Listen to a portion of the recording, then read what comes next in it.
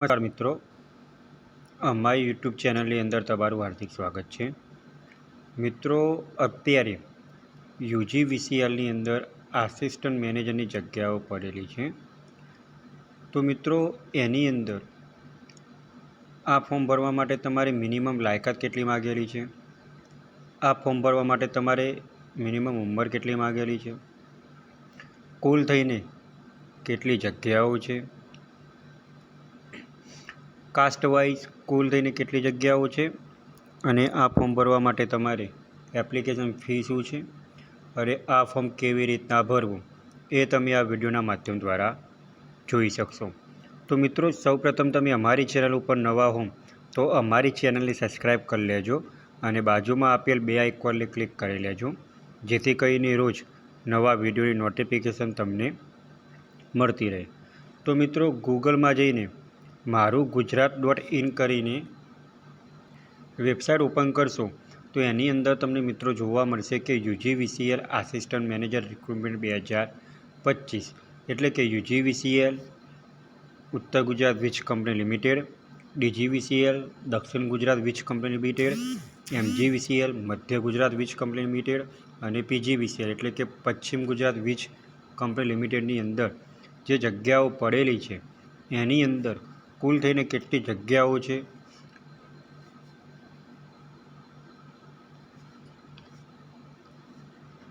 તો મિત્રો, આની અંદર કુલ થઈને 36 જગ્યાઓ છે જે આસિસ્ટન્ટ મેનેજરની છે. અને મિત્રો, આ ફોર્મ ભરવાના ચાલુ થઈ ગયા છે અને આ ફોર્મ ભરવા માટેની છેલ્લી તારીખ 31/8/2025 છે. હવે મિત્રો, આ ફોર્મની અંદર વાત કરીએ તો સેલરી બેઝ શું હશે? તો તમારું બેઝિક સેલરી બેઝ પર મંથ 45,400થી ચાલુ થઈને 1,01,200 સુધીનો પે સ્કેલ રહેશે. હવે મિત્રો, વાત કરીએ તો અલગ અલગ કંપનીમાં કેટલી જગ્યાઓ છે? તો યુજીવીસીએલની અંદર 7 જગ્યાઓ છે, એમજીવીસીએલની અંદર 4 જગ્યાઓ છે, પીજીવીસીએલની અંદર 1 પણ જગ્યા નથી, ડીજીવીસીએલની અંદર 10 જગ્યાઓ છે, જેટકોની અંદર 15 જગ્યા છે. આમ કુલ થઈને 36 જગ્યાઓ છે. હવે મિત્રો, કેટેગરી વાઇઝ વાત કરીએ તો અહીંયા તમે જોઈ શકો છો કે કેટેગરી વાઇઝ કેટલી જગ્યાઓ છે અને ઈડબ્લ્યુએસ વાઇઝ કેટલી જગ્યાઓ છે.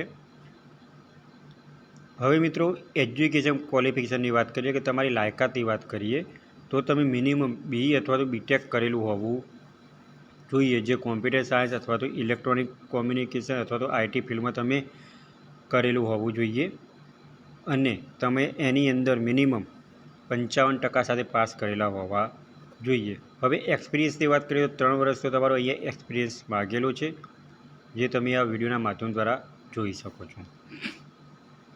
હવે મિત્રો, વાત કરીએ તો તમારે ઉંમર કેટલી હોવી જોઈએ? તો જે લોકો જનરલ કેટેગરીમાં આવે તો યુજીવીસીએલની તો એની અંદર 35 વર્ષ છે અને જે લોકો ઈડબ્લ્યુએસ કેટેગરી ધરાવે તેવા લોકો માટે 40 વર્ષ છે.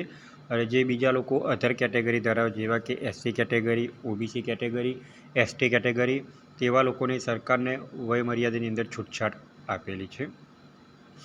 હવે મિત્રો, આ ફોર્મ ભરવા માટેની તમને વાત કરીએ તો એપ્લિકેશન ફી શું છે? જે લોકો જનરલ કેટેગરીમાં આવે છે તેવા લોકો માટે 500 રૂપિયા ફી છે અને જે લોકો SC, ST, OBC કેટેગરીમાં આવે છે તેવા લોકો માટે 250 રૂપિયા ફી છે. હવે મિત્રો, આની અંદર સિલેક્શન પ્રોસેસ કેવી રીતના થશે?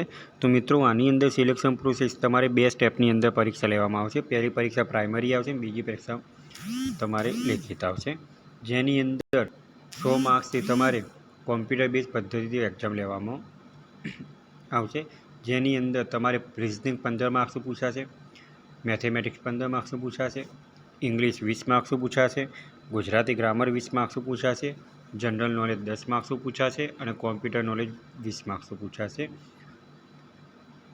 આમ કુલ થઈને તમારે 100 માર્ક્સનું પેપર પૂછાશે અને તમારે 50 માર્ક્સ લાવવાના રહેશે. હવે સેકન્ડ એક્ઝામની વાત કરીએ તો એની અંદર તમારે ટેકનિકલ સિલેબસ જે છે એ તમારે એનું પૂછાશે, જે 45 માર્ક્સનું હશે અને એના પછી તમે જ્યારે પાસ આઉટ થશો તો તમારે ફાઇનલ મેરિટ બેઝ એક્ઝામ લેવામાં આવશે. એ સિવાય મિત્રો, તો બીજી કોઈ વધારાની માહિતી જોઈતી હોય તો અહીંયા તમને ઓફિશિયલી નોટિફિકેશન આપેલી છે, એ તમે અહીંયા ક્લિક કરશો વેબસાઇટની અંદર ક્લિક કરશો તો તમને આ રીતના માહિતી મળી શકશે. તમારે જે માહિતી જોઈતી હોય UGVCLની, PGVCL, જેટકો, DGVCL, MGVCL, જે કંપની તમારે માહિતી જોઈતી હોય એ તમને આ PDFનો માધ્યમથી તમને મળી શકશે. જે અહીંયા તમને કેટેગરી વાઇઝ જગ્યાઓ પણ લખેલી છે, કુલ કેટલી જગ્યાઓ છે એ પણ અહીંયા દર્શાવેલું છે. ફોર્મ ભરવાના ચાલુ કઈ તારીખથી થયા છે અને લાસ્ટ ડેટ કઈ છે એ પણ અહીંયા દર્શાવેલું છે, જે તમે આ PDFનો અભ્યાસના માધ્યમથી જોઈ શકશો.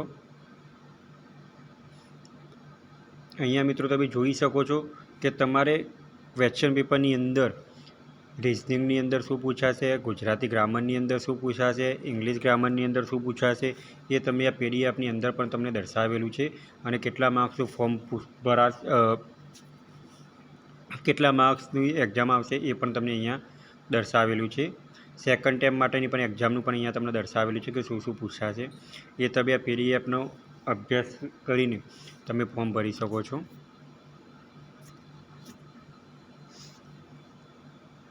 હવે મિત્રો તમારે એપ્લાય કેવી રીતના કરવું, તો એપ્લાય કરવા માટેની લિંક તમને વિડીયોના ડિસ્ક્રિપ્શનમાં આપેલી છે અને આપણે વિડીયોના માધ્યમ દ્વારા પણ જોઈ શકશું કે એપ્લાય કેવી રીતના કરવું.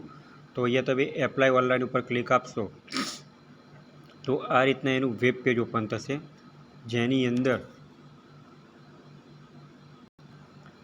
અંદર તમારે અહીંયા ન્યૂ રજિસ્ટ્રેશન ઉપર ક્લિક આપવાનું રહેશે. તમે જેવું ન્યૂ રજિસ્ટ્રેશન ઉપર ક્લિક આપશો એટલે આ રીતનું એક વેબ પેજ ઓપન થાય, જેની અંદર તમારે ઈમેલ આઈડી અને મોબાઈલ નંબર નાખવાનો છે અને ત્યાર પછી તમારે સબમિટ આપવાનું છે. સબમિટ આપશો એટલે તમારા મોબાઈલ નંબરની અંદર અને ઈમેલ આઈડીની અંદર એક OTP જનરેટ થયેલો હશે. એ OTP તમે દર્જ કરશો એટલે તમારે મોબાઈલ નંબરની અંદર તમે જે ઈમેલ આઈડી આપેલું છે એની અંદર તમારે પાસવર્ડ આવશે. એ તમારી ઈમેલ આઈડી અને પાસવર્ડના માધ્યમથી અહીંયા કેપ્ચર કોડ નાખીને તમારે લોગિન કરવાનું રહેશે અને ત્યારબાદ જ તમારે ફોર્મ ભરવાનું રહેશે. તો મિત્રો, જે મિત્રોએ BE BTech કરેલું છે તેવા મિત્રોને આ વિડીયો આગળ શેર કરો અને રોજ ગવર્મેન્ટ જોબને લગતા વિડીયો અને ટેકનિકલને લગતા વિડીયો જોવા માટે અમારી ચેનલને સબસ્ક્રાઈબ કરતા રહો. જો મિત્રો તમને આ વિડીયો ગમ્યો હોય તો લાઇક કરજો, શેર કરજો અને સબસ્ક્રાઈબ કરજો. Thanks for watching the video.